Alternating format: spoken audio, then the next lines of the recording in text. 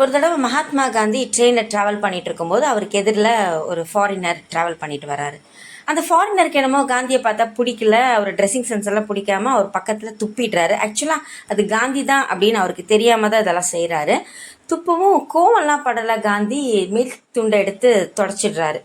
அவர் துடைக்க இவர் திருப்பி திருப்பி துப்புறாரு. காந்திஜியும் திருப்பி திருப்பி துடைக்கிறாங்க. கோவமே படலை. காந்திஜி இறங்குற ஸ்டாப்பிங் வருது.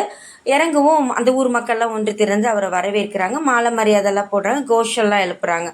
அப்புறம் தான் அவருக்கு ஸ்ட்ரைக் ஆகுது, இவர் யாரோ பெரிய ஆள் போல அப்படின்னு சொல்லிட்டு இறங்கி வந்து காந்திஜி கிட்ட அவரோட செய்கைக்கு மன்னிப்பு கேட்குறாரு. காந்திஜி மன்னிச்சுட்டு போயிடுறாங்க. இந்த நிகழ்வை நான் ஏன் உங்ககிட்ட பகிர்ந்துக்கணும்னு நினைக்கிறேன் அப்படின்னா, நம்ம வாழ்க்கையிலும் நிறைய பேர் நம்மளை சீண்டுவாங்க, தேவையில்லாமல் டார்ச்சர் பண்ணுவாங்க, தேவையில்லாமல் அசிங்கப்படுத்துவாங்க.